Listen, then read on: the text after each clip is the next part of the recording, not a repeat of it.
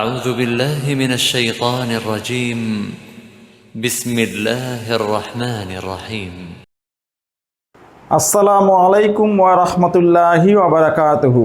আউযু বিল্লাহি মিনাশ শাইতানির রাজীম। বিসমিল্লাহির রহমানির রহিম। রব্বিশরাহ লি সাদরি ওয়া ইয়াসসির লি আমরি ওয়াহলুল উকদাতাম মিন লিসানি ইয়াফকাহু কওলি।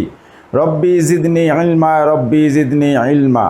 ধারাবাহিক কোরআনের আয়াত বিশ্লেষণ আলোচনায় আপনাদেরকে স্বাগত জানাচ্ছি। আমি মোহাম্মদ শাহিনুর আলম। আশা করি আল্লাহর অশেষ রহমতে আপনারা ভালো আছেন। আমিও আল্লাহর রহমতে ও আপনাদের দোয়ায় ভালো আছি, আলহামদুলিল্লাহ। সূরাতুল ফালাকের এই আলোচনাটিকে আমি দুটি পর্বে ভাগ করেছি। প্রথম পর্বে থাকছে শব্দ ভেঙে ভেঙে অর্থকরণ এবং বেসিক কিছু ব্যাকরণ নিয়ে আলোচনা, এবং দ্বিতীয় পর্বে থাকছে একটু অ্যাডভান্স লেভেলের গ্রামাটিক্যাল অ্যানালাইসিস অর্থাৎ তারকিব ও তাহকিক নিয়ে আলোচনা। তো প্রথম পর্ব হচ্ছে শব্দ ভেঙে ভেঙে অর্থকরণ, অর্থাৎ আমরা সূরাতুল ফালাকের যে শব্দগুলো অর্থাৎ কালিমাগুলো রয়েছে এই কালিমাগুলো আমরা আলাদা আলাদাভাবে অর্থ করব, আলাদা আলাদাভাবে ভেঙে ভেঙে অর্থ করব, এবং বেসিক যে গ্রামারগুলো রয়েছে যেগুলো না জানলেই নয় সেগুলো নিয়ে আমরা একটু আলোচনা করব। তো মূল আলোচনায় যাওয়ার আগে সূরাতুল ফালাকের কিছু বিষয় রয়েছে, যেই বিষয়গুলো যেই আলোচনাগুলো না করলেই নয়, সংক্ষিপ্তভাবে কিছু সূরাতুল ফালাকের কিছু আলোচনা আমি এখন করব ইনশাআল্লাহ। সূরাতুল ফালাকের আয়াত সংখ্যা হচ্ছে 5, অর্থাৎ এই সূরাটিতে 5টি আয়াত রয়েছে, এবং কুরআনুল কারীমের সূরার তারতিব অনুযায়ী এটি 113 নম্বর সূরা। সূরাতুল ফালাক এবং সূরাতুন নাস একই সঙ্গে একই ঘটনার পরিপ্রেক্ষিতে মদিনায় অবতীর্ণ হয়েছে, অর্থাৎ এই সূরাটি মাদানী সূরা। তো যদিও অনেকে এটি মাক্কি সূরা বলে থাকেন। সূরাটির নামকরণ করা হয়েছে সূরাতুল ফালাকের প্রথম যে আয়াতটি রয়েছে এই আয়াতের একটি শব্দ আল ফালাক, অর্থাৎ একটি কালিমা হচ্ছে আল ফালাক, এই শব্দটিকে কেন্দ্র করে সূরাটির নামকরণ করা হয়েছে সূরাতুল ফালাক। তো এই সূরাতুল ফালাক এবং সূরাতুন নাসের মধ্যে একটি গভীর সম্পর্ক রয়েছে। এই দুটি সূরাতেই বিভিন্ন ধরনের অনিষ্ট থেকে আল্লাহর কাছে আশ্রয় প্রার্থনা করার কথা বলা হয়েছে। তো যেই ঘটনাটিকে কেন্দ্র করে সূরা দুটি নাজিল হয়েছে সেই ঘটনাটি হচ্ছে হযরত আয়েশা রাদিয়াল্লাহু আনহা থেকে বর্ণিত। একদা হযরত মুহাম্মদ সাল্লাল্লাহু আলাইহি ওয়াসাল্লাম এক ইহুদি কর্তৃক জাদুগ্রস্ত হলে তিনি দিশেহারা হয়ে পড়েন, এবং যে কাজটি করেননি কিন্তু তার কাছে মনে হতো যে ওই কাজটি তিনি করেছেন।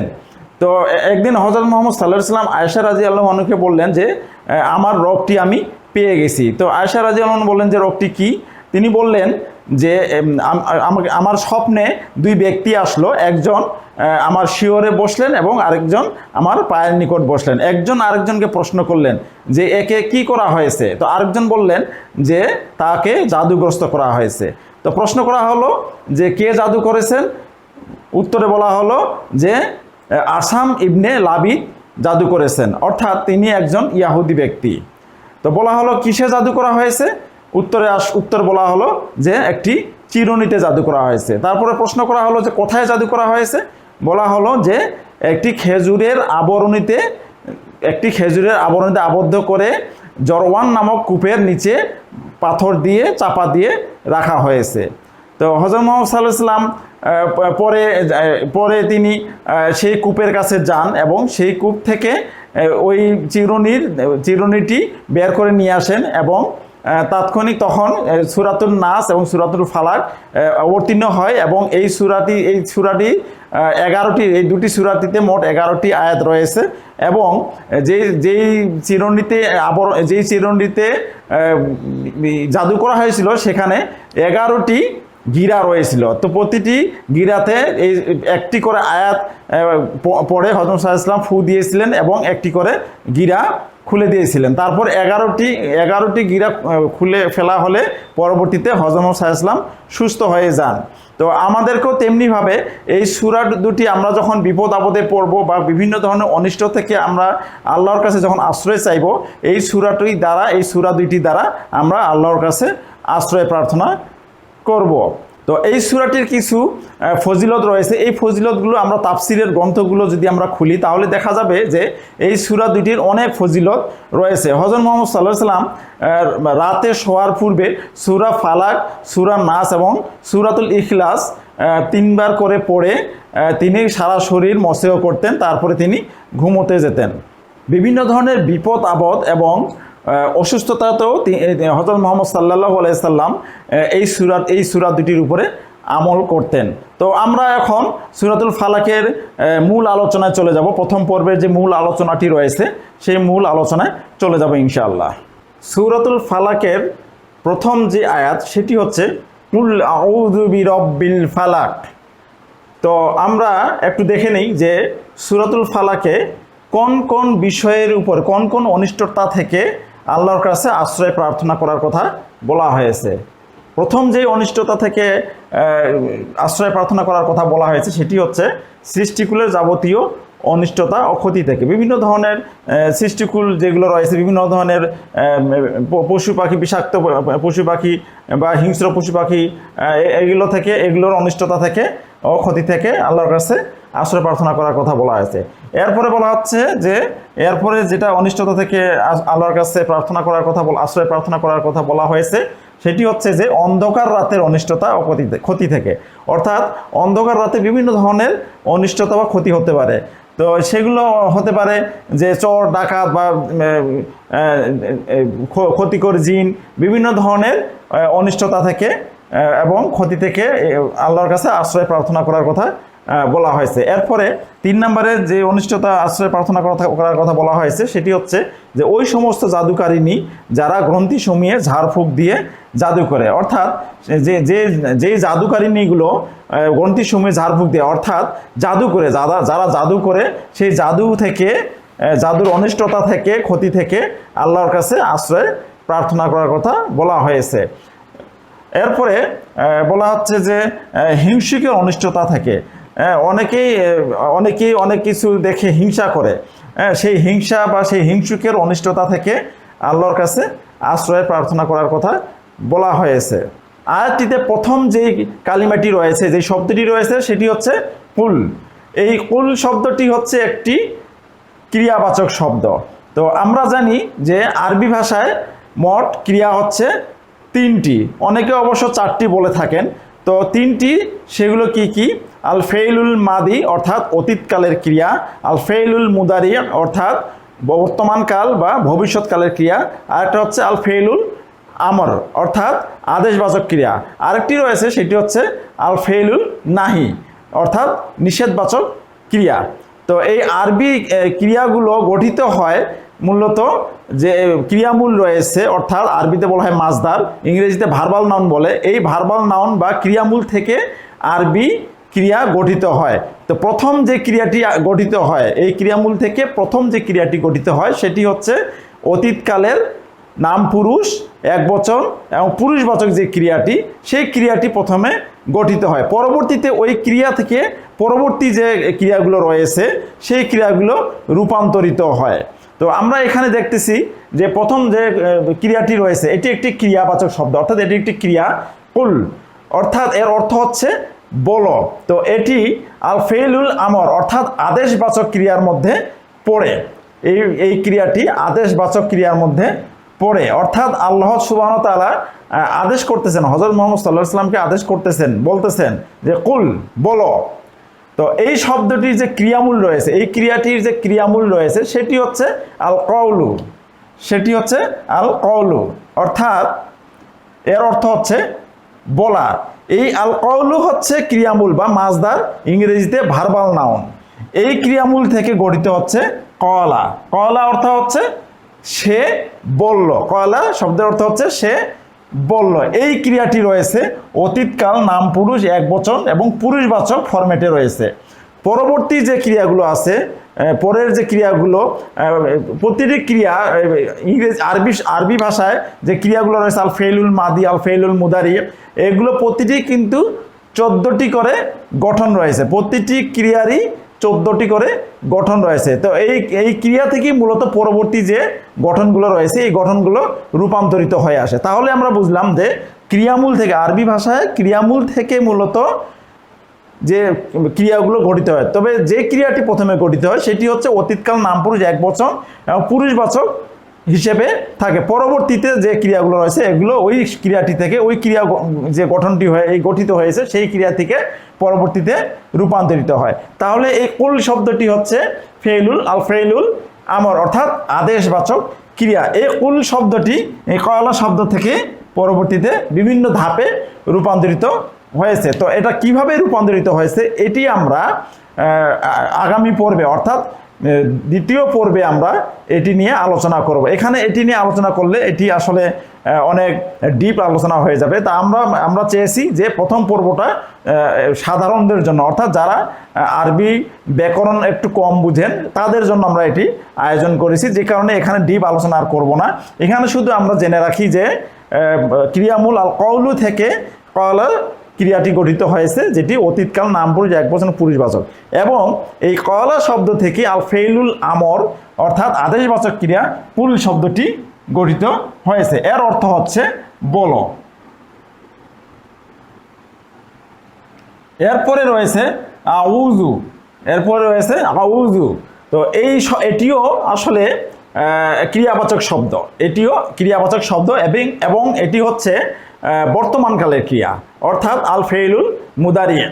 তো বর্তমানকালের ক্রিয়া আমরা কিছুক্ষণ আগে জানলাম যে আরবি ভাষায় তিনটি ক্রিয়াপদ রয়েছে, তিন প্রকার ক্রিয়া রয়েছে। একটি হচ্ছে অতীতকালের ক্রিয়া আল ফেইলুল মাদি, বর্তমান ক্রিয়া আল ফেইলুল মুদারি, একটি হচ্ছে ফেইলুল আমর। তো এখানে এটি হচ্ছে আল ফেইলুল মুদারি অর্থাৎ আউযু।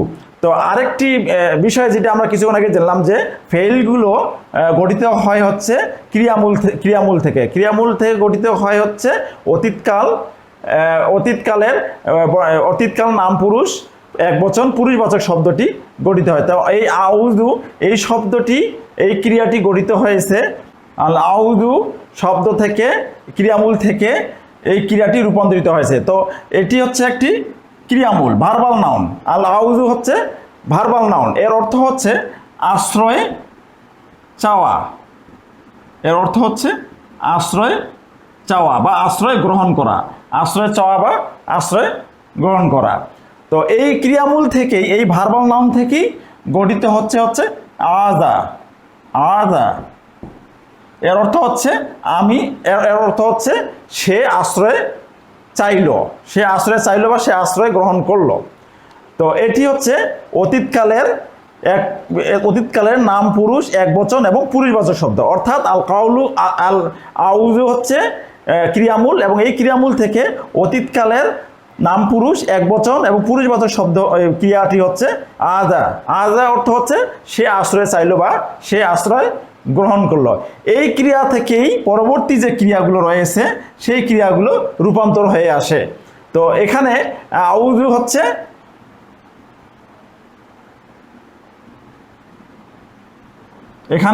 আউযু হচ্ছে বর্তমান কাল উত্তম পুরুষ এক বচনের ক্রিয়া, বর্তমান কাল উত্তম পুরুষ এক বচনের ক্রিয়া, অর্থাৎ এর অর্থ হচ্ছে আমি আশ্রয় চাচ্ছি, আমি আশ্রয় চাই বা আমি আশ্রয় চাচ্ছি বা আমি আশ্রয় গ্রহণ করছি।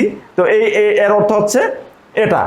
তো আমরা এখানে দেখলাম তাহলে যে আল আউযু থেকে ক্রিয়ামূল থেকে গঠিত হচ্ছে আযা, তারপরে রূপান্তরিত বিভিন্ন ধাপে ধাপে রূপান্তরিত হয় এখানে বর্তমান কালের উত্তম পুরুষ এবং একবচনের যে ক্রিয়াটি রয়েছে, ক্রিয়ার গঠন রয়েছে সেটি হচ্ছে আউযু, অর্থ হচ্ছে আমি আশ্রয় চাই, আমি আশ্রয় চাই। তাহলে আমরা এই আউযু এই শব্দটি, এই ক্রিয়াটির অর্থ আমরা জানলাম। তো আমরা আরেকটি বিষয় জানবো, সেটি হচ্ছে আল আউযু যে ক্রিয়ামূলটি রয়েছে, এই ক্রিয়ামূল থেকে যে ক্রিয়াগুলো গঠিত হয় তারপরে দুটি প্রিপোজিশন ব্যবহৃত হয়। দুটি প্রিপোজিশন আরবিতে বলা হয় হচ্ছে হরফে জর, দুটি প্রিপোজিশন বা হরফে জর ব্যবহৃত হয় আল আউযু সব ক্রিয়ামূল থেকে গঠিত যে ক্রিয়াগুলো রয়েছে এরপরে। তো কি কি হরফে জর বা প্রিপোজিশন ব্যবহৃত হয় সেটি হচ্ছে, প্রথমে হচ্ছে বি, আরেকটি হচ্ছে মিন। তো এটিকে বলা হচ্ছে বা হরফে জর, এটি হচ্ছে মিন হরফে জর। তো এখানে বি কোথায় ব্যবহৃত হয় আর মিন কোথায় ব্যবহৃত হয়? বি ব্যবহৃত হচ্ছে যার নিকট আশ্রয় প্রার্থনা করা হচ্ছে তার পূর্বে এই বি শব্দটি ব্যবহৃত হয়, অর্থাৎ এর অর্থ হচ্ছে নিকট। আর যা থেকে আশ্রয় চাওয়া হয়, যার অনিষ্ট থেকে আশ্রয় চাওয়া হয় সে তার পূর্বে ব্যবহৃত হয় হচ্ছে মিন। এর অর্থ হচ্ছে হতে। তো আমরা একটি বাক্য নিয়ে আলোচনা করতে পারি এবং সবসময় আল্লাহর কাছে ওই বাক্য দিয়ে আমরা আশ্রয় প্রার্থনা করি। সেটি হচ্ছে যে আউযু বিল্লাহি মিনাশ শাইতানির রাজিম। তো এখানে যে আমি বাক্যটি লিখি, আমি বাক্যটা লিখলাম, যে বাক্য দ্বারা আমরা সবসময় আল্লাহর কাছে আশ্রয় প্রার্থনা করি। কার কাছে আশ্রয় প্রার্থনা করি? শয়তানের থেকে, অর্থাৎ বিতাড়িত শয়তান থেকে আমরা আল্লাহর কাছে আশ্রয় প্রার্থনা করি। দেখেন এখানে ঠিক একই এই আউযু এই শব্দটি এখানেও এসেছে। এটি ওই একই শব্দ। এর অর্থ হচ্ছে যে আমি আশ্রয় প্রার্থনা করি, বা আমি আশ্রয় চাচ্ছি, বা আমি আশ্রয় চাই, বা আমি আশ্রয় গ্রহণ করছি।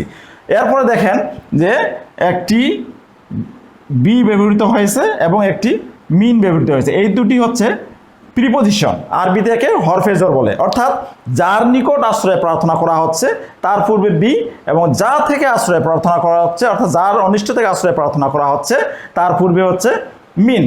তো এখানে আমরা দেখতেছি যে আল্লাহর কাছে, আল্লাহ সুবহানাহু ওয়া তাআলার কাছে, আল্লাহ সুবহানাহু ওয়া তাআলার নিকট আশ্রয় প্রার্থনা করা হচ্ছে। এই কারণে আল্লাহ সুবহানাহু ওয়া তাআলার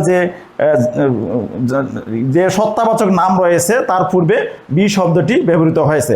এবং বিতাড়িত শয়তান, রাজিম হচ্ছে বিতাড়িত, এবং শয়তান হচ্ছে শয়তান, অর্থাৎ বিতাড়িত শয়তানের অনিষ্ট থেকে, অর্থাৎ বিতাড়িত শয়তান থেকে আল্লাহর নিকট আশ্রয় প্রার্থনা করা হচ্ছে। ঠিক তেমনিভাবে এই সূরাটিতেও আউযু বিরব্বিল ফালাক। তো এখানে দেখা যাচ্ছে যে এই যে বাজের বি ব্যবহৃত হয়েছে, অর্থাৎ ফালাকের রব, অর্থাৎ উষার রব, অর্থাৎ প্রভাতের রবের নিকট আশ্রয় প্রার্থনা করা হচ্ছে, অর্থাৎ প্রভাতের রবের নিকট আশ্রয় প্রার্থনা করার কথা বলা হচ্ছে, যে কারণে এখানে বি ব্যবহৃত হয়েছে। এরপরে যে আয়াতটি রয়েছে সেটির পূর্বে কিন্তু মিন রয়েছে, সেটির পূর্বে মিন রয়েছে, অর্থাৎ মিন শাররি মা খালাক। তো দেখেন এখানে যে পরবর্তী যে আয়াতগুলো সেগুলোর অনিষ্ট থেকে আল্লাহর নিকট আশ্রয় প্রার্থনা করা হচ্ছে, যে আল্লাহর ফালাক অর্থাৎ উষার রবির নিকট আশ্রয় প্রার্থনা করা হচ্ছে, উষার রবির নিকট আশ্রয় প্রার্থনা করা হচ্ছে, এই কারণে বি ব্যবহৃত হয়েছে। এবং এই অনিষ্টগুলো থেকে আশ্রয় প্রার্থনা করা হচ্ছে, যে কারণে মিন শব্দটি ব্যবহৃত হয়েছে। আশা করি আমরা বুঝতে পেরেছি। এরপরে আমরা পরবর্তী যে শব্দটি রয়েছে বিরব্বি নিয়ে একটু আলোচনা করি। তো আমরা এখানে তিনটি শব্দ রয়েছে, এই তিনটি শব্দ নিয়ে একসঙ্গে আলোচনা করব। প্রথমে আমরা রব্বিল ফালাক এটা নিয়ে আলোচনা করি। এটা আসলে মূলত এভাবে ছিল যে রব্বুন মানে হচ্ছে প্রতিপালক বা রব। রব্বুন মানে হচ্ছে প্রতিপালক বা রব। এরপরে হচ্ছে আল ফালাক, এরপরে আল ফালাক।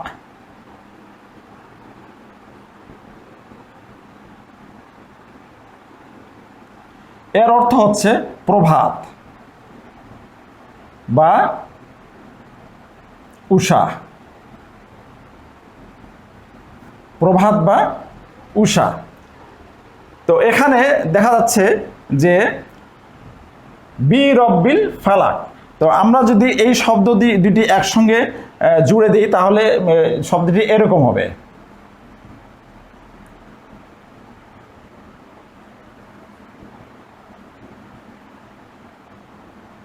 রব্বুল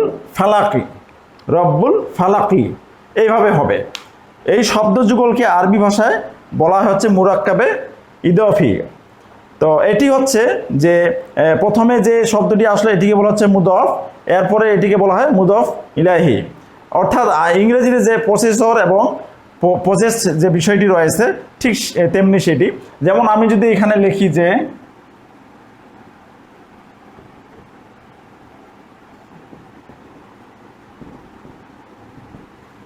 কলামু জাইদিন, এর অর্থ হচ্ছে জায়েদের কলম, এর অর্থ হচ্ছে জায়েদের কলম। আর একটা যদি আমি উদাহরণ দেই,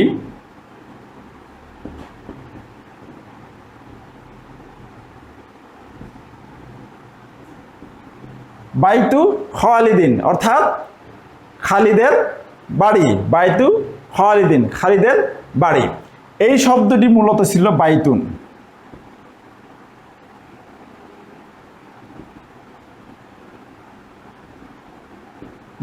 এবং এটি ছিল খালিদুন। এটি ছিল খালিদুন।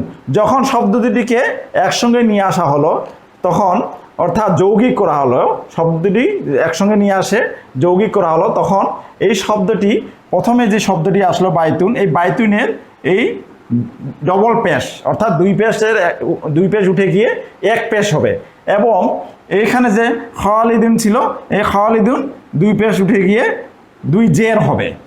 এটা আমরা মনে রাখবো। এবং কেন এগুলো হচ্ছে, জের কেন হচ্ছে, পেশ কেন হচ্ছে, এই বিষয়গুলো আমরা দ্বিতীয় পর্বে আলোচনা করবো ইনশাআল্লাহ। যেহেতু আমরা বলেছি যে এখানে শুধুমাত্র বেসিক লেভেলের গ্রামারগুলো আলোচনা করব, তাই আমরা এখানে ডিপ আলোচনায় যাব না।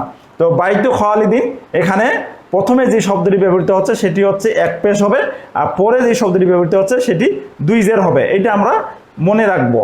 তো এখানে দুই জের নাও হতে পারে, এক জের হতে পারে, তবে জের হতে হবে।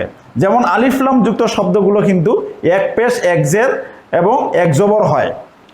আর আলিফলাম মুক্ত যে শব্দগুলো সেগুলো দুই পেশ দুই জের এবং দুই জের হয় সাধারণত। তো যে কারণে এখানে দুই জের বললে ভুল হবে, যে এখানে দুই জের হয়েছে আবার এখানে এক জের হয়েছে, অর্থাৎ আমরা ইন জেনারেল আমরা বলতে পারি যে এখানে জের হবে এবং আগের শব্দে এক পেশ হবে। তো তাহলে এখানে ছিল হচ্ছে রব্বুন, দুই পেশ ছিল, এরপর হচ্ছে আও ফালাকো, যেহেতু আলিফলাম যুক্ত হয়েছে তাই এখানে এক পেশ হয়েছে আল ফালাকো। তাহলে যখন শব্দ দুটিকে আমি একসঙ্গে জুড়ে দিলাম তাহলে হয়ে গেল রব্বুল ফালাকি। এই ঠিক এইটার গঠনের মতো, খালেদের বাড়ি, জায়েদের কলম, তাহলে প্রভাতের রব, উষার রব, বিষয়টা হচ্ছে এরকম রব্বুল ফালাকি। অর্থাৎ একসঙ্গে যখন শব্দটি আমি নিয়ে আসবো তখন এখানে প্রথমে আসবে হচ্ছে এক পেশ আর পরবর্তীতে জের হবে, এটা আমরা মনে রাখবো। তাহলে হলো যে উষার বা প্রভাতের রব, প্রথমটিকে আরবিতে বলা হয় হচ্ছে মুদফ আর পরের থেকে বলা হয় হচ্ছে মুদফ ইলাইহি। আচ্ছা, এরপরে আমরা দেখতেছি যে সামনে একটা প্রিপজিশন বা যুক্ত হয়েছে। তো আমরা যদি এখানে প্রিপজিশন বা যুক্ত করে দেই, প্রিপজিশন বা যদি যুক্ত করে দেই তাহলে হবে বি রব্বি, বি রব্বি হবে, বি রব্বি। অর্থাৎ প্রিপজিশনগুলো, আরবি যে প্রিপজিশনগুলো রয়েছে, হরফেজরগুলো রয়েছে, এই হরফেজর বা প্রিপজিশনগুলো কোনো ইসিমের পূর্বে আসলে, অর্থাৎ এগুলো ইসিমের পূর্বেই আসে, ইসিম মানে হচ্ছে নামবাচক শব্দ বা নাউন, এর পূর্বে যখন আসবে তখন সেই ইসিম বা সেই নাউন বা সেই নামবাচক শব্দটি সবসময় জের হবে, এইটা মনে রাখবো আমরা। যদি প্রিপজিশন গুলো আসে, প্রিপজিশন বা আছে, আলা আছে, ইলা আছে, মিন আছে, হ্যাঁ, এগুলো যদি আসে তাহলে মনে রাখবো আমরা যে যেই শব্দের পূর্বে আসবে, অর্থাৎ যে ইসিম বা যে নামবাচক শব্দটির পূর্বে আসবে সেটি জের হবে, এটা আমরা মনে রাখবো। তাহলে এখানে বি আসার কারণে কিন্তু রব্বি হয়ে গেল, তাহলে হয়ে গেল বি রব্বিল ফালাক, অর্থাৎ উষার রবের নিকট, উষার রবের নিকট। প্রথমে আমরা এখানে দেখেছিলাম কলামু জাইদিন, জায়দের কলম, বাইতি খালিদিন, খালেদের বাড়ি, রব্বুল ফালাক অর্থাৎ উষার রব। এইবার আসলো বিরব্বিল ফালাক অর্থাৎ উষার রবের নিকট। আশা করি আমরা বুঝতে পেরেছি। তাহলে এখানে রব অর্থ হচ্ছে প্রতিপালক, প্রতিপালক বা রব, আর ফালাক অর্থ হচ্ছে, এখন লিখিয়ে দিয়েছি আমি, রব্বুন অর্থ হচ্ছে প্রতিপালক বা রব, আর ফালাক অর্থ হচ্ছে প্রভাত বা উষা। তাহলে পুরো বাক্যটি, পুরো আয়াতটি কি দাঁড়ালো? কুল আউযু বিরব্বিল ফালাক, অর্থাৎ বলো আমি আশ্রয় প্রার্থনা করছি, আমি আশ্রয় চাচ্ছি, আমি আশ্রয় গ্রহণ করছি উষার প্রতিপালকের নিকট। এইবার কি থেকে আশ্রয় প্রার্থনা করছি, কিসের অনিষ্ট থেকে আমরা আশ্রয় প্রার্থনা করছি, সেই বিষয়গুলো এখন পরের আয়াতগুলোতে আসবে। পরবর্তী আয়াতে যাওয়ার পূর্বে আরেকটি বিষয় আমরা আলোচনা করিনি, সেটি হচ্ছে যে এই আল ফালাক শব্দটি তাফসির গ্রন্থে, বিভিন্ন তাফসির গ্রন্থে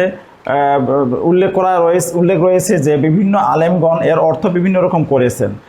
কেউ বলেছেন যে এর অর্থ হচ্ছে প্রভাত বা উষা, কেউ বলেছেন এর অর্থ হচ্ছে প্রভাত বা উষা, আবার কেউ বলেছেন যে সূর্যোদয়ের পূর্বক্ষণে পূর্বাকাশে যে লাল আলো দেখা যায় সেটি হচ্ছে আল ফালাক।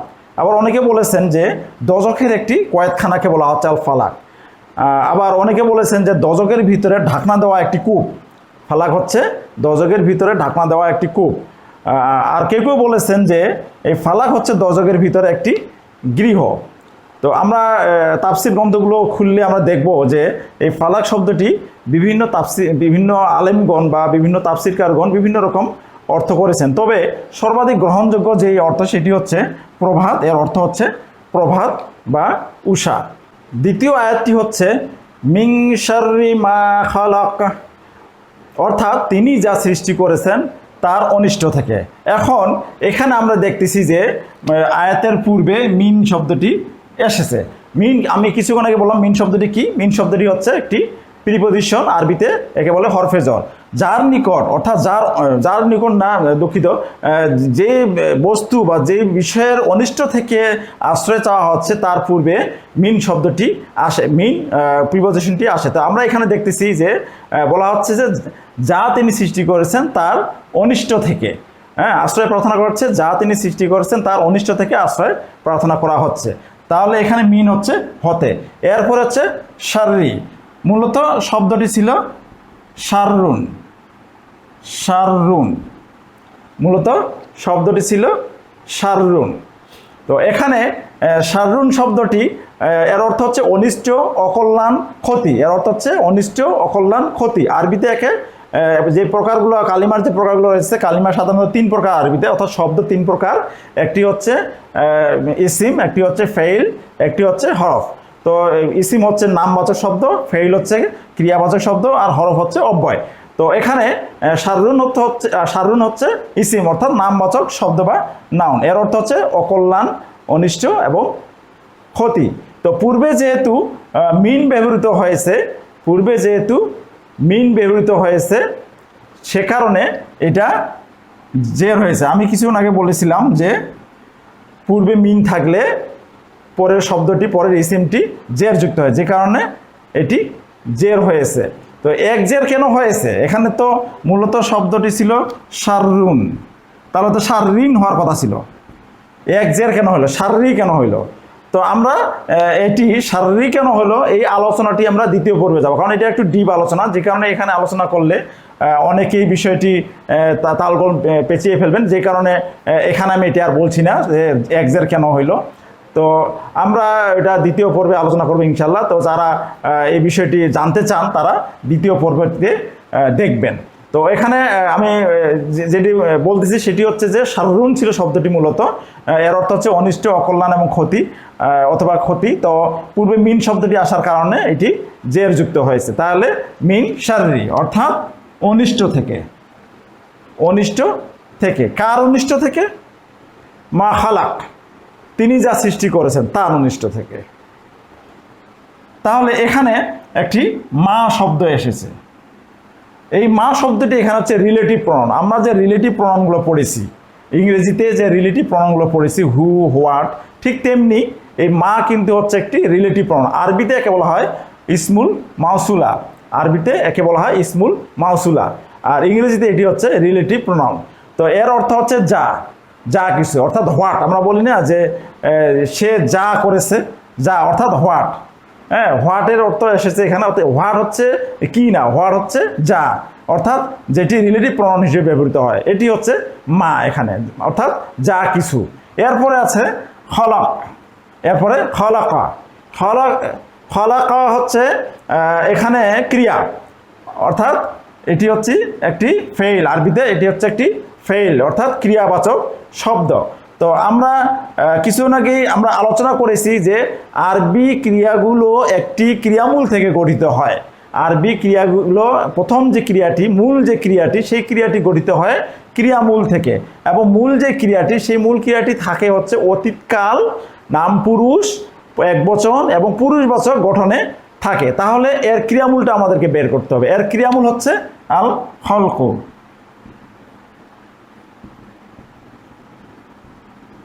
আল খলকু। এর অর্থ হচ্ছে সৃষ্টি করা। আর খলকু শব্দের অর্থ হচ্ছে সৃষ্টি করা। তো এই শব্দ থেকে, এই ক্রিয়ামূল থেকে মূল ক্রিয়া হচ্ছে খলাকা। মূল ক্রিয়া খলাকা শব্দটি গঠিত হয়েছে। তাহলে এখানে যে শব্দটি আছে, যে ক্রিয়াটি রয়েছে, এটি কিন্তু মূল ক্রিয়াটি রয়েছে এবং এর পরবর্তী যে ক্রিয়াগুলো বর্তমানকাল বা অতীতকালেরই যে পরবর্তী যে 13টি গঠন রয়েছে, অতীতকালে মোট 14টি গঠন রয়েছে, তার মধ্যে এটি একটি, পরবর্তী যে 13টি গঠন রয়েছে এই গঠনগুলো এই খলাকা শব্দ থেকেই কিন্তু রূপান্তরিত হয়ে আসে। তাহলে এই খলাকা শব্দটির অর্থ হচ্ছে যে তিনি সৃষ্টি করলেন বা তিনি সৃষ্টি করেছেন। তো এরপর তাহলে আমরা যদি বলি যে মা খালাকা অর্থ হচ্ছে তিনি যা সৃষ্টি করেছেন। মা হচ্ছে যা, তিনি যা সৃষ্টি করেছেন। তাহলে এর অর্থ দাঁড়াচ্ছে যে তিনি যা সৃষ্টি করেছেন তার অনিষ্ট থেকে আশ্রয় প্রার্থনা করা হচ্ছে। তো এখানে জেরটা কেন আসলে এখানে একটু আমি আলোচনা করি, যেহেতু এটার কিছুটা আলোচনা আমি পূর্বের আয়াতে করেছি। যেমন আমরা পূর্বের আয়াতে একটি উদাহরণ দেখেছিলাম যে বাইতু খালিদিন, বাইতু খালিদিন, এটি আমি আলোচনা করেছিলাম। এর অর্থ হচ্ছে খালেদের বাড়ি। তো ঠিক তেমনি এই খালেদের জায়গায় এটি আসছে, খালেদের জায়গায় এটি আসছে, আর বাইতুর জায়গায় এই শাররি এসেছে। এটি মূলত এখানে ছিল প্রথমে শাররু, মিনটা আপাতত নাই ধরতেছি, এটা মূলত ছিল শাররু মা খালাকা। তাহলে যেমন বাইতু খালিদিন অর্থাৎ খালেদের বাড়ি, তাহলে এখানেও ঠিক তেমনি এই খালেদের জায়গায় মা খালাকা আর বাইতুর জায়গায় শাররু। তাহলে এর অর্থ হচ্ছে যে তিনি যা সৃষ্টি করেছেন তার অনিষ্ট, তিনি যা সৃষ্টি করেছেন তার অনিষ্ট। খালেদের বাড়ি, তিনি যা সৃষ্টি করেছেন তার অনিষ্ট। ঠিক একই ক্যাটাগরি। পূর্বে যখন মিন চলে আসলো তখন আমরা বললাম যে পূর্বে হরফে জর বা প্রিপোজিশন আসলে এটি জের যুক্ত হয়। তাহলে এখানে এক পেশ ছিল, এটা এক জের হয়ে গেল। আশা করি আমি বুঝাতে পেরেছি।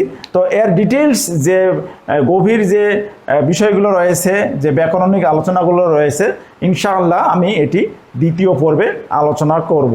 তো আরেকটি বিষয়, এখানে গুরুত্বপূর্ণ একটি বিষয় আমি আলোচনা করা প্রয়োজন মনে করতেছি, সেটি হচ্ছে যে এর পূর্বে আমরা একটি শব্দ দেখেছিলাম যে আল ফালাকু। তো এটি শব্দটি হচ্ছে ফালাকুন,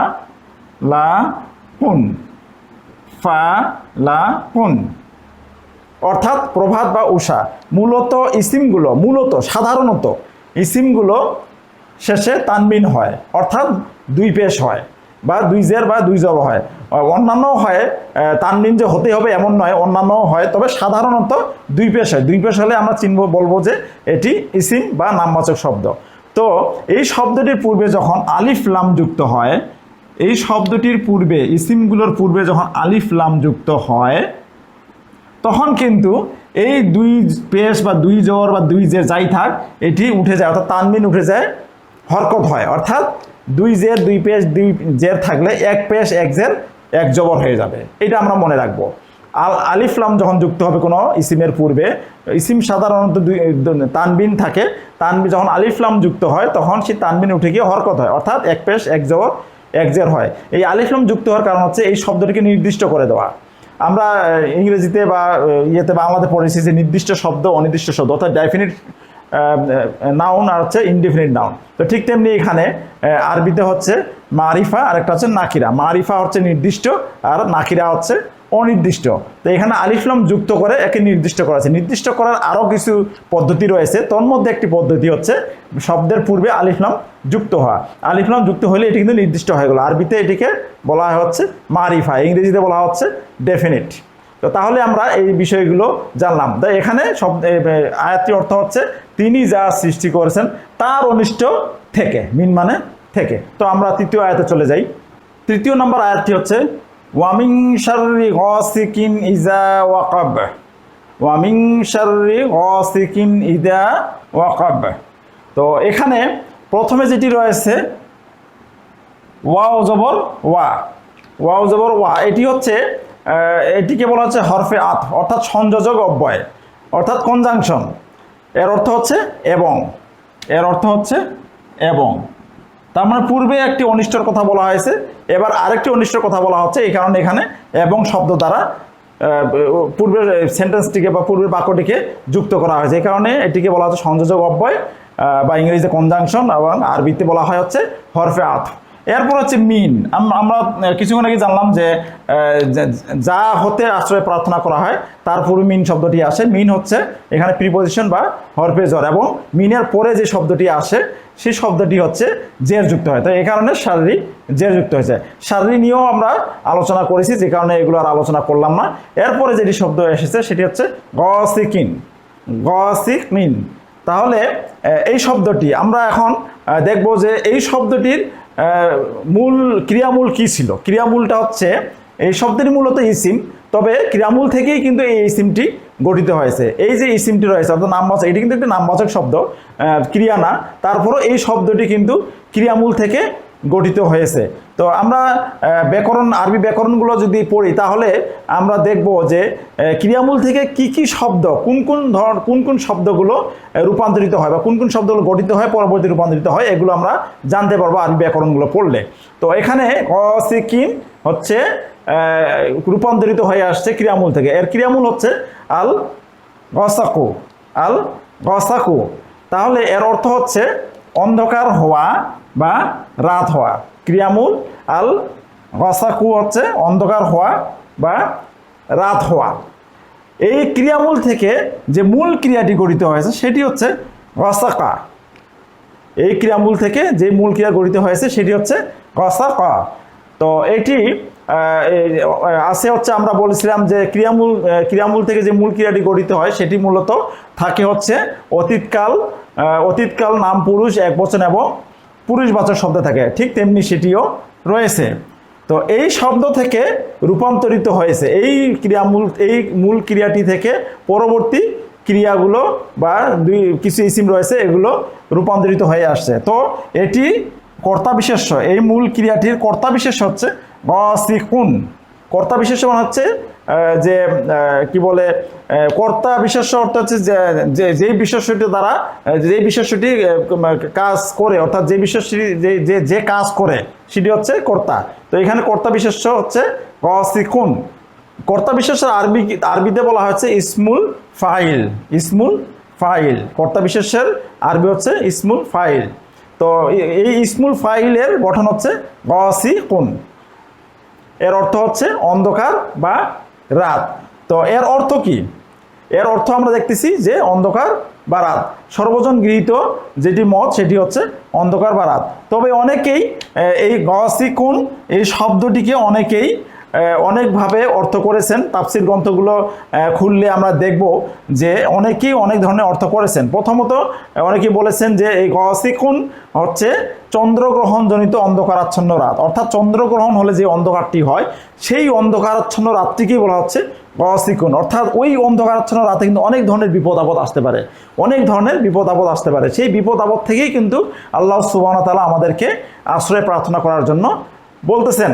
এরপরে 2 নম্বরে বলা হচ্ছে যে সূর্যাস্তের পর যে অন্ধকারটি আসে, অর্থাৎ সূর্যাস্ত হওয়ার পরপরই যে অন্ধকারাচ্ছন্ন রাতটি আসে সেটিকে আল্লাহ সুবহানাহু ওয়া তাআলা বলতেছেন যে সে তার অনিষ্ট থেকে আমাদেরকে আশ্রয় প্রার্থনা করার কথা বলা হচ্ছে। এরপর হচ্ছে 3 নম্বর অস্তমিত চন্দ্র, অর্থাৎ চন্দ্র যখন অস্তমিত হয়ে যায়, চন্দ্র যখন অস্তমিত হওয়ার পরে যে অন্ধকার রাতটি হয় সেটিকে বলা হচ্ছে গসিকুন। এরপরে হচ্ছে রাতে, এর অর্থ যেটি অনেকে করেছেন সেটি হচ্ছে রাতে আগত বিপদ আপদ, অর্থাৎ রাতে বিভিন্ন ধরনের বিপদ আপদ আসে, যেমন চুরি ডাকাতি ছিনতাই, এগুলো কিন্তু সাধারণত রাতেই হয়। বা আমরা যদি বলি যে অনেক খারাপ জিন রয়েছে যেগুলো রাতে ঘোরাফেরা করে, হ্যাঁ, এগুলো থেকে আমাদেরকে আশ্রয় প্রার্থনা করার কথা বলা আছে।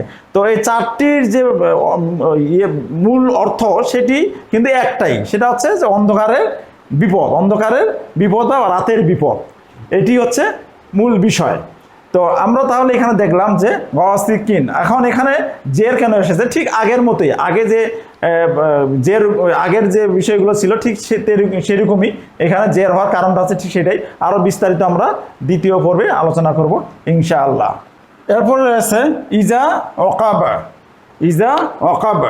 তো এখানে ইজা শব্দটি হচ্ছে ইজা শব্দটি হচ্ছে সময়বাচক ইসিম আর কি, সময়বাচক শব্দ। আরবিতে একে বলা হয় যে জরফুজ্জামান, অর্থাৎ সময়বাচক শব্দ। তো ইজা শব্দটির অর্থ হচ্ছে যখন, ইজা শব্দটির অর্থ হচ্ছে যখন। এটি যখন কোনো অতীতকালের ক্রিয়ার পূর্বে আসে তখন সেটি ভবিষ্যৎকালের অর্থ দেয়।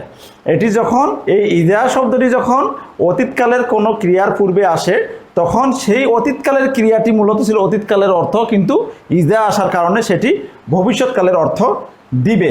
তো এরপরে রয়েছে ওয়াকাবা। ওয়াকাবা অর্থ কি আমরা দেখি, সেটি আমরা এখানে দেখতেছি যে ওয়াকাবা শব্দটি হচ্ছে একটি ভার্ব অর্থাৎ ফেইল অর্থাৎ ক্রিয়াবাচক শব্দ। তো আমরা আলোচনা করেছিলাম যে ক্রিয়াবাচক শব্দগুলো বা ক্রিয়াগুলো মূলত ক্রিয়ামূল থেকে গঠিত হয়ে আসে। তো এটির ক্রিয়ামূল হচ্ছে আল উকুবুন। এটির ক্রিয়ামূল হচ্ছে আল উকুবু। এর অর্থ হচ্ছে প্রবেশ করা, আচ্ছন্ন হওয়া, ছেয়ে যাওয়া। তাহলে আমরা দেখলাম যে ওয়াকাবা শব্দটি গঠিত হয়েছে ক্রিয়ামূল আল উকুবু থেকে। এর অর্থ হচ্ছে প্রবেশ করা, আচ্ছন্ন হওয়া, ছেয়ে যাওয়া। এর মূল ক্রিয়া, এই ক্রিয়ামূল থেকে যে মূল ক্রিয়াটি গঠিত হয়েছে সেটি হচ্ছে ওয়াকাবা। এই ওয়াকাবা শব্দের মূল ক্রিয়াটি এখানে রয়েছে। আমরা জানি মূল ক্রিয়াটি হচ্ছে অতীতকাল, নাম পুরুষ, একবচন, পুরুষবাচক ফরম্যাটে থাকে, অর্থাৎ পুরুষবাচক শব্দে থাকে। তো এই মূল ক্রিয়াটি এখানে রয়েছে ওয়াকাবা। তো এখন এই যে বাক্যটি রয়েছে, এই বাক্যটি আমরা শব্দ ভেঙে ভেঙে আমরা অর্থ করলাম। তো এখন আমরা দেখি এর অর্থ কী দাঁড়াচ্ছে, পুরো বাক্যটির পুরো আয়াতটির অর্থ কী দাঁড়াচ্ছে। ওয়া হচ্ছে এবং, মিং হচ্ছে সব থেকে, শাররি হচ্ছে অনিষ্ট, গস্তিকিন এর অর্থ হচ্ছে অন্ধকার, ইজা অর্থ হচ্ছে যখন, ওয়াকাবা মানে হচ্ছে ছেয়ে ফেলে বা আচ্ছন্ন হয়। তাহলে এর অর্থ হচ্ছে যে রাতের অনিষ্ট থেকে, অন্ধকারের অনিষ্ট থেকে যখন তা ছেয়ে যায় বা যখন তা আচ্ছন্ন হয়, অর্থাৎ রাতটি যখন গভীর হয়, যখন অন্ধকার পুরোপুরি ছেয়ে যায়, পুরোপুরি আচ্ছন্ন হয়ে যায়, তখন বিভিন্ন ধরনের অনিষ্ট আসে, বিভিন্ন ধরনের বিপদ আপদ আসে। সেই বিপদ আপদ থেকে আল্লাহ সুবহানাহু ওয়া তাআলা আমাদেরকে আশ্রয় প্রার্থনা করতে বলতেছেন। তো এই আয়াতটির অর্থ বিভিন্ন তাফসিরকারগণ বিভিন্ন তাফসিরে বিভিন্ন ধরনের করেছেন। তো আমি এর মধ্যে কিছু নোট করেছি, তো আমি এগুলো আপনাদেরকে একটু বলে দিই। সেটি হচ্ছে, প্রথমটি যেটি আমি নোট করেছি সেটি হচ্ছে যে এর অর্থটি তাফসিরকারগণ করেছেন অনেকেই, সেটি হচ্ছে রাত যখন তা অন্ধকারে ছেয়ে যায় এবং পৃথিবীকে আচ্ছন্ন করে ফেলে।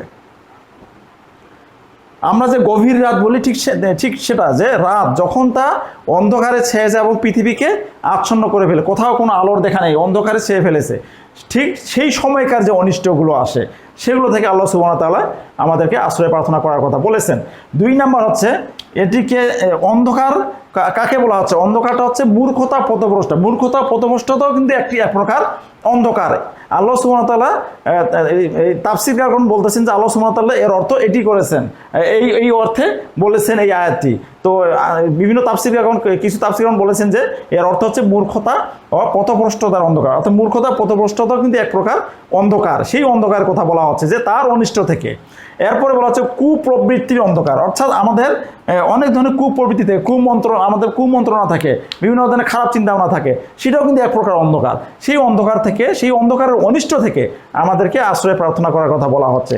এরপরে বলা হচ্ছে স্বাভাবিক রাতের অন্ধকার। স্বাভাবিক যে রাত হয়, স্বাভাবিক রাতে হতে, যে স্বাভাবিক রাতে যে চোর, ডাকাত, ছিনতাইকারী এবং খবিশ জিন এগুলো এবং বিভিন্ন ধরনের বিষাক্ত পোকামাকড় বের হয়, এগুলোর অনিষ্ট থেকে আল্লাহ সুবহানাহু ওয়া তাআলা আমাদেরকে আশ্রয় প্রার্থনার কথা বলতেছেন। এরপর 5 নম্বর বলা হচ্ছে মানুষের নৈতিক অবক্ষয়ের অন্ধকার। আমাদের মধ্যে এখন নৈতিকতার বড় অভাব, অর্থাৎ মানুষের মধ্যে নৈতিক অবক্ষয় দিন কি দিন বেড়ে যাচ্ছে। সেই যে নৈতিক অবক্ষয়, এটিও কিন্তু এক প্রকার অন্ধকার। এই অন্ধকার থেকে আল্লাহ সুবহানাহু ওয়া তাআলা আমাদেরকে আশ্রয় প্রার্থনা করার কথা বলতেছেন।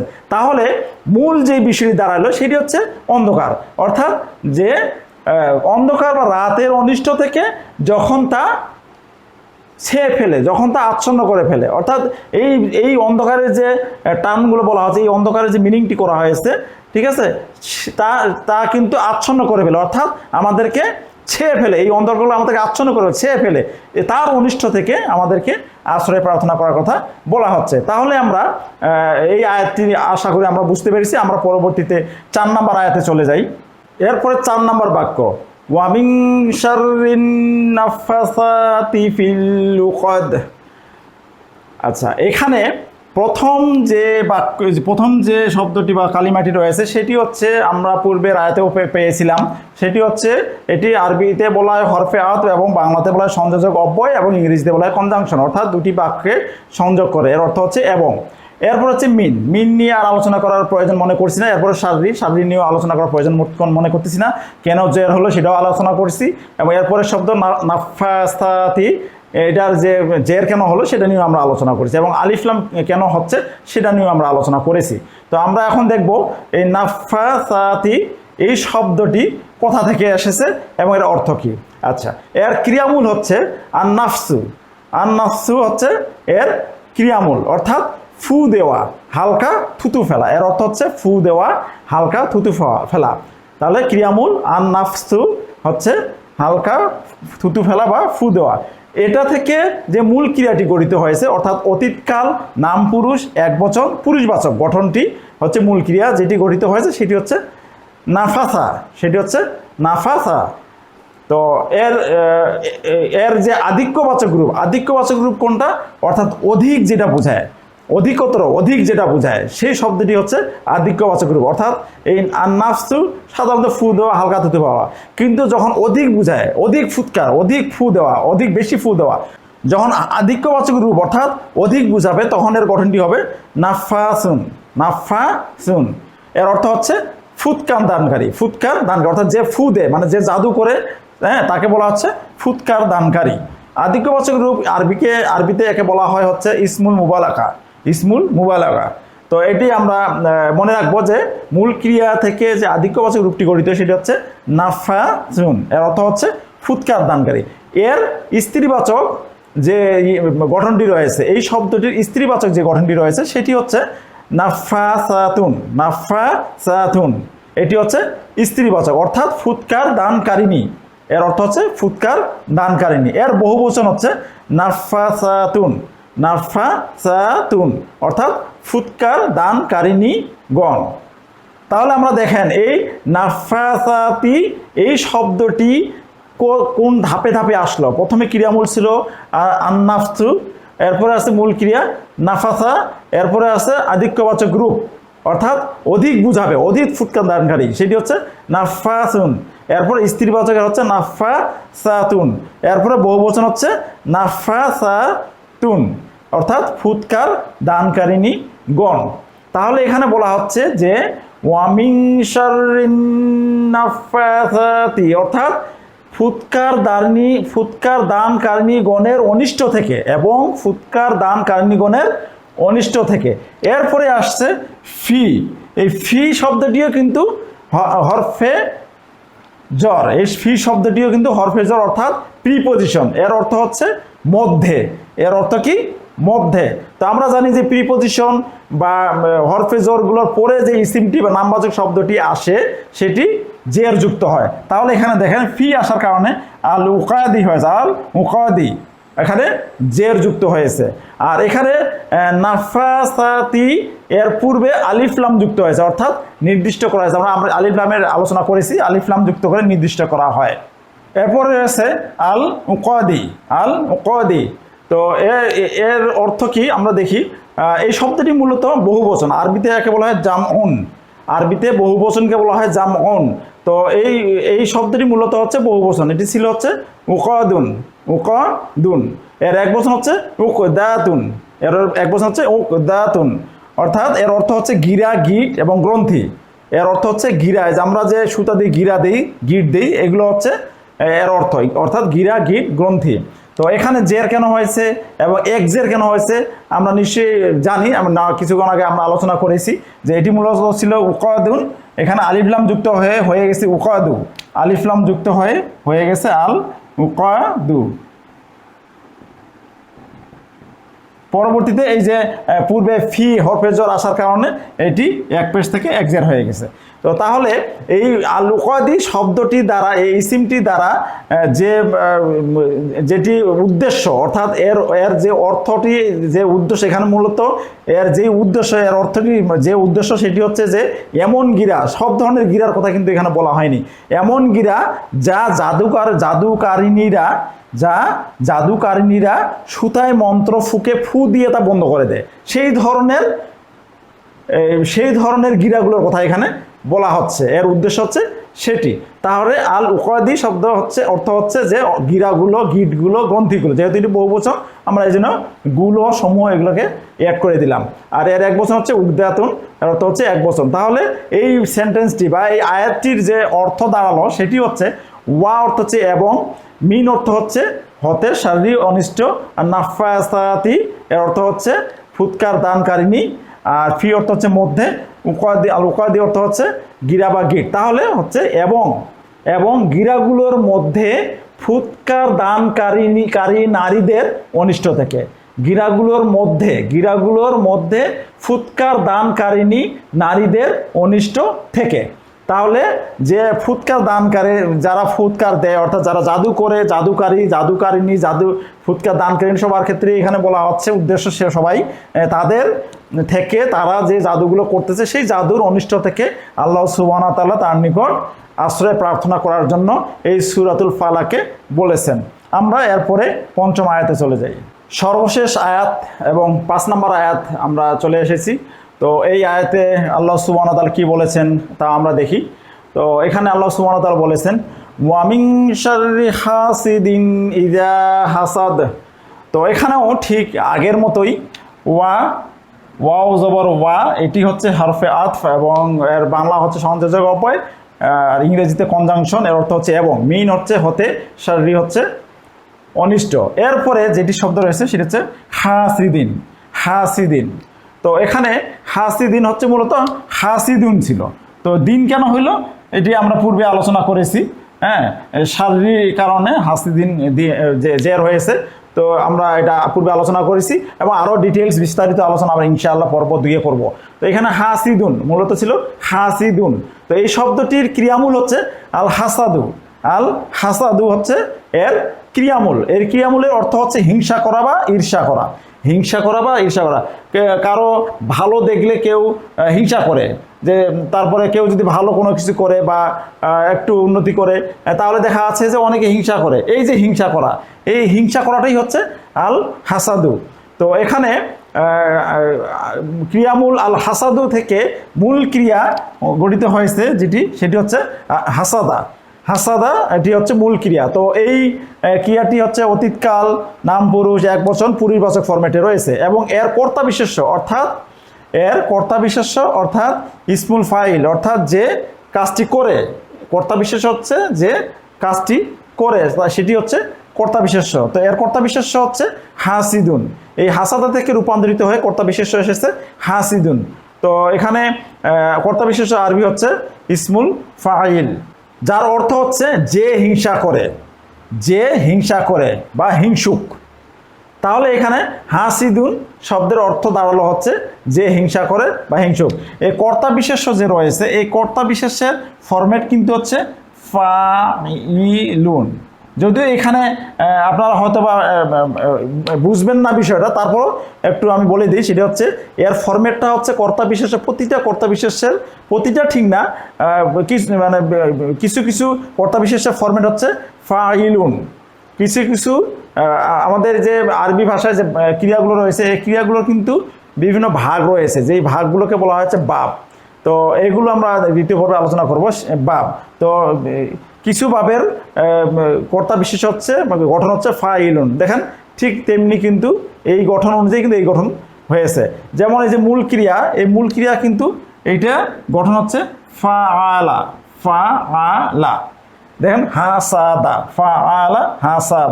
এইভাবেই কিন্তু ক্রিয়াগুলো গঠিত হয়। আবার কর্তা বিশেষের যে গঠন রয়েছে এই গঠনে কিন্তু গঠিত হয়েছে। দেখেন ফাইলুন হাসিদুন, অর্থাৎ এখানে ফাইলুন অর্থ হচ্ছে যে কাজটা করে, আর হাসিদুন হচ্ছে যে হিংসা করে অর্থাৎ হিংসুক।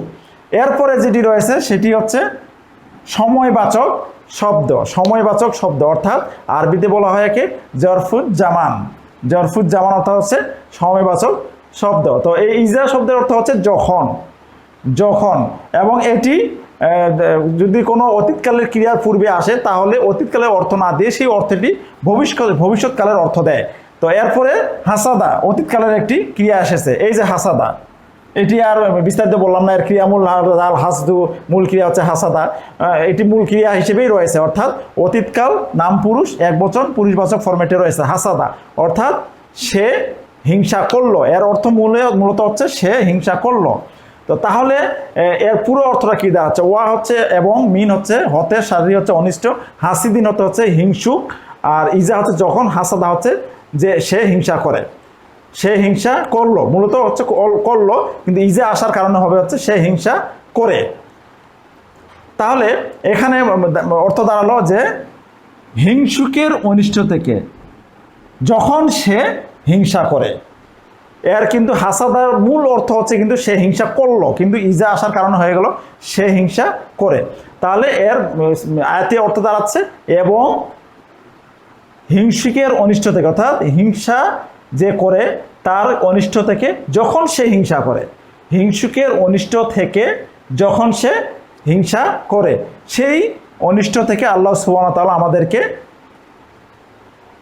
আশ্রয় প্রার্থনা করতে বলেছেন। তো সূরাতুল ফালাকের এই শব্দ ভেঙে ভেঙে অর্থকরণ এবং বেসিক যে গ্রামারগুলো রয়েছে এটার আলোচনা আমরা এখানেই শেষ করলাম। তো আমরা এই সূরাতুল ফালাক, এই সূরাটির যে আমলগুলো রয়েছে, যে ফজিলতগুলো রয়েছে, ইনশাআল্লাহ আমরা এই আমলগুলো করব এবং আল্লাহ সুবহানাহু ওয়া তাআলা যেভাবে আমাদেরকে তার কাছে আশ্রয় প্রার্থনা করতে বলেছেন আমরা সেভাবে আল্লাহর কাছে আশ্রয় প্রার্থনা করব। সূরাতুল ফালাকের দ্বিতীয় পর্ব নিয়ে খুব শীঘ্রই হাজির হব। এরপরে আমরা সূরাতুন নাস নিয়ে আলোচনা করব ইনশাআল্লাহ। তো ততক্ষণ পর্যন্ত আপনারা ভালো থাকবেন, সুস্থ থাকবেন। আসসালামু আলাইকুম ওয়া রাহমাতুল্লাহি ওয়া বারাকাতুহু।